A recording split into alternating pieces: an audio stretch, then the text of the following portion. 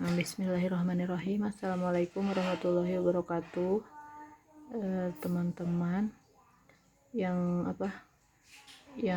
memang belum terbiasa menyunting ya, terutama menggunakan fitur atau menu track and changes di Microsoft Word. Saya akan share dulu sedikit tentang hal itu ya. Pertama ya, kalau menyunting kan kita biasanya lihat dulu itu judulnya, lalu sinopsisnya kalau ada, terus blurb ya kalau penulis kasih, hal-hal seperti itu dulu. Kalau saya lihat dari itu dan nggak langsung diapa-apain. Misalnya kalau ada judulnya kayak kurang serak atau apa, itu urusan belakangan ya. Udah terus baca sinopsisnya. Biasanya dari sinopsis kelihatan gitu bahwa gaya tulisannya akan seperti apa. Tetapi ada juga kadang yang sinopsisnya bagus tetapi naskahnya nggak sebagus saat nulis sinopsis gitu, atau ada yang sejalan atau ada juga misalnya yang sebaliknya. Di sini ya udah saya biarin aja sinopsisnya. Setelah dibaca misalnya ketahuan kayaknya bakal begini gitu. Kita masuklah ke naskah. Kalau ada kata pengantar atau prakata atau apapun itu biasanya saya suntingnya belakangan ya. Kita itu membantu merevisi dan mengedit. Merevisi itu kan dalam proses menulis itu ada 5 tahapan. Yang pertama pre-writing itu ke persiapan sebelum menulis ya. Para penulis biasanya mempersiapkan ide, konsep, lalu tema, genre, dan segalanya, bahkan riset untuk naskahnya ya, di tahapan pre-writing ini, buat outline misalnya dan lain-lain. Lalu masuklah dia ke drafting menulis naskah, menulis naskah free writing gitu, bebas yang ada di dalam pikiran dia. Lalu masuklah ke tahapan revising ya. Revisi di sini merupakan meninjau struktur atau sistematika tulisan. Misalnya bisa isinya, kalau di fiksi alurnya seperti apa misalnya ya, atau hal-hal yang mayor begitu. Setelah itu masuk ke tahapan editing ini lebih ke mengoreksi tata tulis, tata bahasa, atau hal-hal minor gitu ya. Baru setelah itu ke tahapan menerbitkan atau mengurus menerbitkan. Terserah kita, misalnya sebagai penulis mau menerbitkan jalur mayor, indie, ataupun misalnya ada yang mau pilih SP begitu. Karena ini kita dapat kiriman naskah dari penulis, kita otomatis bantu dalam hal menerbitkan, yang dimana dalam hal menerbitkan itu ada tahapan revisi dan editing dari editor gitu. Selain kalau yang tadi kan dari penulisnya ya, ini revisi dan editing dari penulisnya. Kalau saya sih biasanya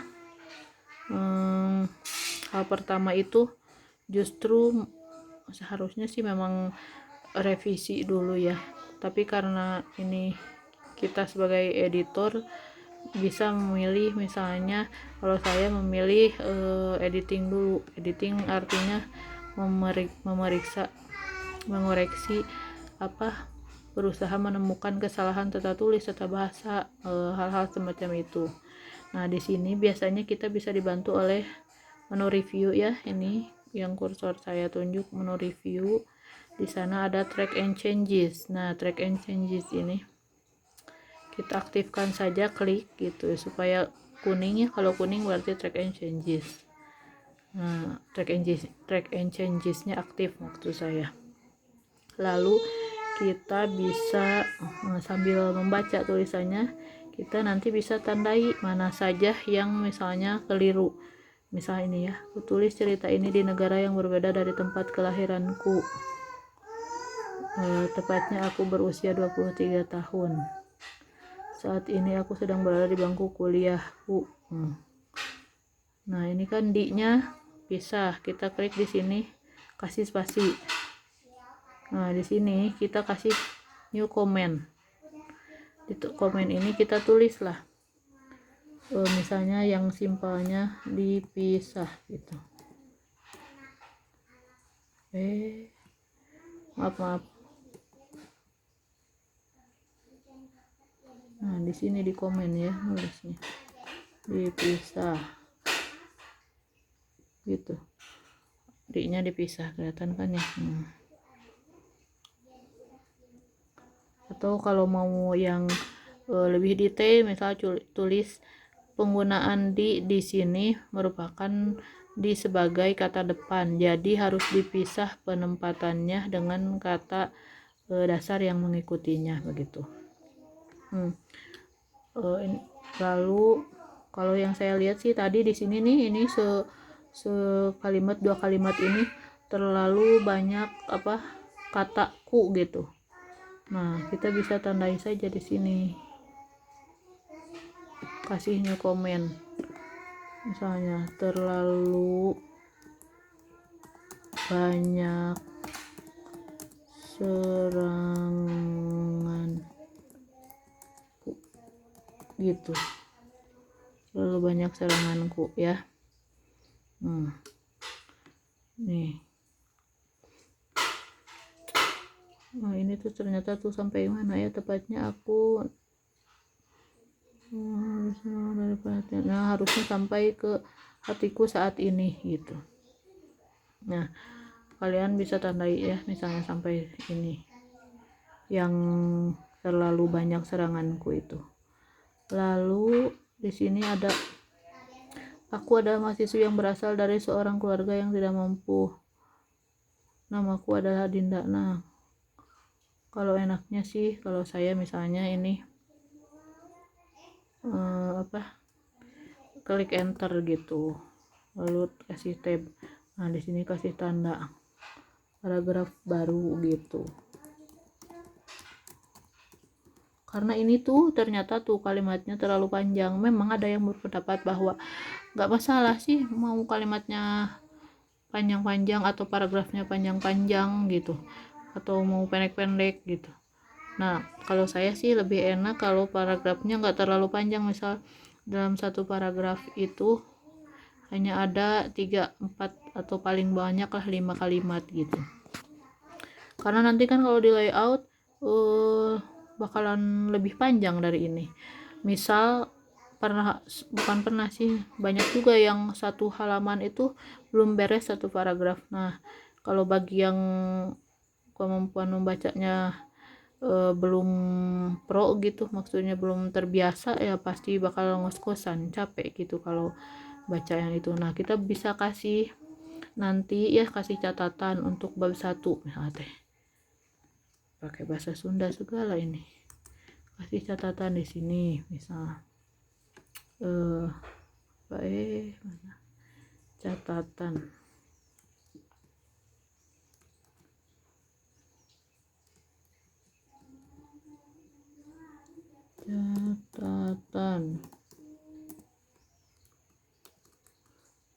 tadi paragraf terlalu panjang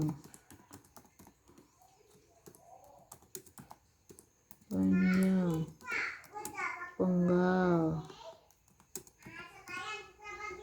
Ini nulisnya yang rapi aja ya, ini karena saya sambil pegang HP jadi pakai tangan kanan doang ngetiknya. Penggal jadi beberapa paragraf gitu.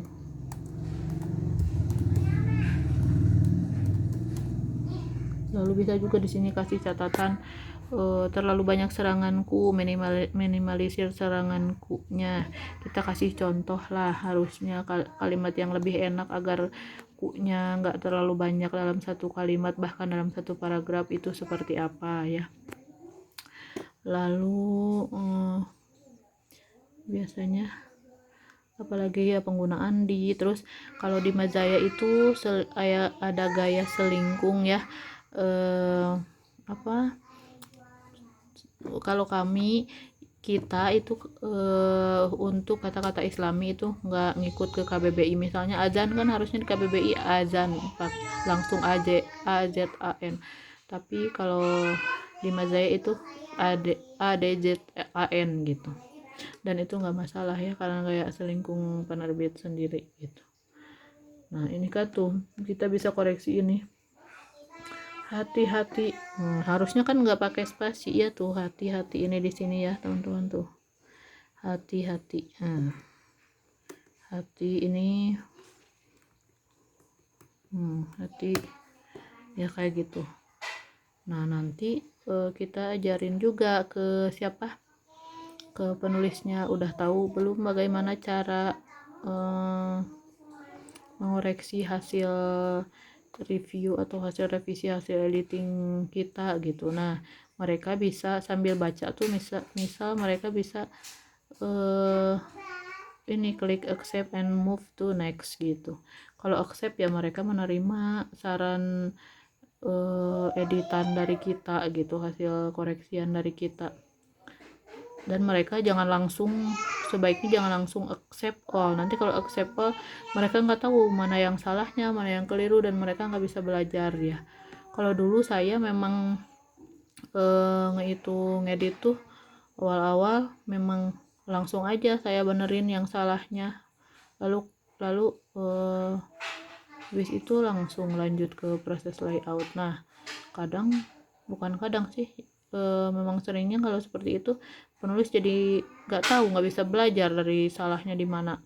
Mereka pikir naskah mereka udah cukup bagus, dan pas mereka nerbitin lagi melakukan kesalahan yang sama lagi. Nah saya kan setelah itu ya sambil belajar juga bagaimana cara mengedit gitu dan lain-lain. Nah ternyata kita bisa pakai fitur track and changes, lalu kasih new comment ya untuk kesalahan-kesalahannya, atau kasih catatan di